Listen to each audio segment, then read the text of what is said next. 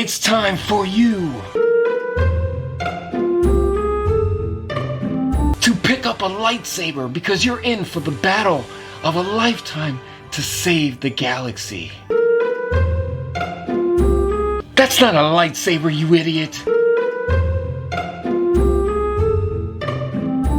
Alright, just kidding. It's more like a drill. Because you're a lonely droid technician on the planet of Batuu.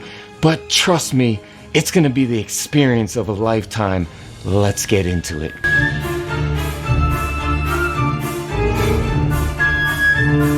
Before we embark on our journey to the galaxy's edge, steal some crap, and kill some pirates, if you'd like to see more videos like this, smash the like button. Star Wars Tales from the Galaxy Edge is, well, fun if you can get past the motion sickness, which I couldn't, but I kept pushing myself because I thought it was an attractive prospect. As a Star Wars fan, anytime I have the opportunity to immerse myself in the Star Wars universe, whether it be a movie, a game, and now VR, I am compelled to jump right in. Most time, developers give you the opportunity to be a Jedi, but Galaxy's Edge mixes things up a little bit. This Star Wars VR experience is connected to Disney's Galaxy Edge, and you are a droid technician in Black Spire Outpost on the planet of Batuu. Black Spire Outpost, more commonly referred to as Black Spire, named after the big black giant trees that tower it,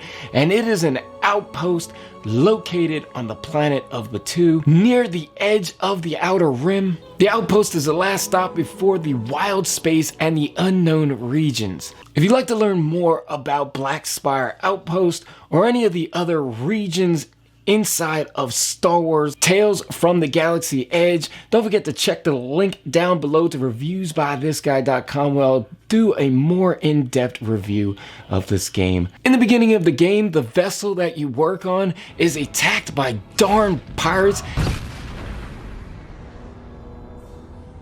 I'll show these pirates what. Hi. Hello. Look. The First Order is paying a small fortune for a piece of your cargo, and lucky you, we're here to claim it. So, there are two ways this can go. You can hide and weep and just hope really, really hard we don't find you.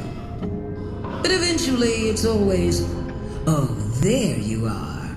Blam, blam. And it crash lands on Black Spire Outpost. At Black Spire Outpost, you find yourself in a small bar in the presence of a very talkative Azumel named Shizmak, and he has many tales to tell.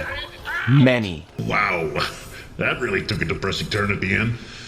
Hey, you need a drink? I need a drink. I need a couple drinks. I can concoct just about any drink in the galaxy. Yeah, but there are a couple, I don't know, unique ones that I do. Secret recipe sort of thing. Used a special ingredient so they found up that too. Tell you what, order one, and I'll toss in a story about some of the crazy things that have happened here. Okay, obviously, I butchered his species and his name, and as a Star Wars fan, I am appalled. This bar becomes the main hub for the main missions and the side missions. Next to the bar, you have Mubu's Droid Repair Shop, which you can purchase all sorts of items and sell scrap items that you find along your journey. Now, the main mission is to find the precious cargo that the pirates were after in the beginning of the game while defeating enemies and members of the Guavian Death Gang, which you also fight the leader, which I found fairly easy to beat.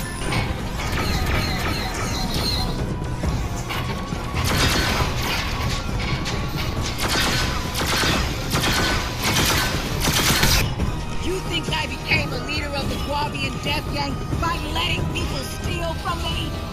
You're tenacious. I'll give you that. Look how you steal arms, gas canisters.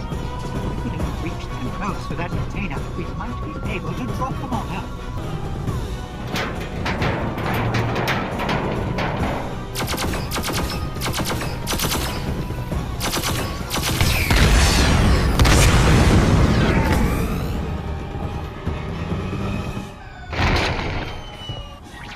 The main mission is really short, only lasting about 3 hours, and honestly, I personally found it to be a little unstructured. I didn't even know that I was getting near towards the end of the game or even leading up to a boss fight. One of the highlights of the game is locating C-3PO, and he's not his complete self. You have to go out and find his arm, his leg, and I can't remember the other part, but there's 3 different parts that you gotta find. Then the both of you set out to find R2-D2. Yeah, it's R2-D2. Artu, don't you know an ally when you see one? Another really fun aspect of the game is your technician tool. I unfortunately don't remember or recall what they actually call it. It's the tool that you use to repair droids, to break into supply cabinets, and also repair doors. There's something really satisfying about unscrewing bolts in VR. I don't know what it was, I just rather enjoyed it. Even though the main mission is really short, there are some side missions like finding Jack, the pilot droid from the beginning of the game's head, and also you meet Yoda, but sadly, I didn't really get to the Yoda part, and I didn't really complete finding Jack's head because of motion sickness and what I believe to be really poor navigation after the main story is completed. This is a real sad letdown for the game. Where I found it really fun and entertaining, I got sick, really sick, a lot. I found myself forcing myself through the game because I found it really fun and I wanted to complete the game even though I was about to. Bleh. It was a struggle. There's a setting in the menu that lets you limit the shaking, but I found it to just prolong the sickness where it took me a little longer to get sick. Last thing I want to talk about is your belt, pouch, and weapons. Now the belt holsters 2 weapons, a defense droid, and your technician tool. Now the pouch carries health, grenades, droid parts, ingredients, and those little cool looking BB-8 droids that you collect throughout the game. Now there are several weapons, and I'm not going to recall this off the top of my head, so I'm not going to try. I'm going to read them off the paper here. See, I got my script. You have the DH-42 blaster pistol. You got the DL-99 heavy blaster pistol. You got a DP-64 scattergun. You got the A-475 blaster rifle. Grenades, of course, and a little trainer droids. Those are those droids that normally they throw up in the air and they shoot and you can shoot them down. They're trainer droids. I don't know the exact name of those. If they actually have a name, I'm just gonna call them trainer droids. If I had to pick the most effective weapon for me, it would have to be the A-475 blaster rifle.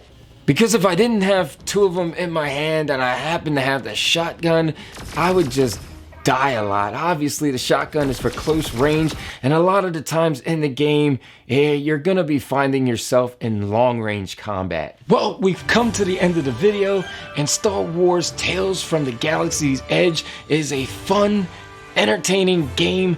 It's a little short, but there are some extras to kind of prolong the gameplay. In the end, the game is unfortunately ruined for most of us who experience motion sickness in VR, and that is unfortunately a shame. If you can push yourself through the motion sickness, you get the pleasure of meeting C-3PO, R2-D2, and the famous Master Yoda. If you played the game, let me know down below what you thought of the game. Did you experience motion sickness? If you're interested in a full, in-depth review of the game, go ahead and check that link in the description down below to reviewsbythisguy.com.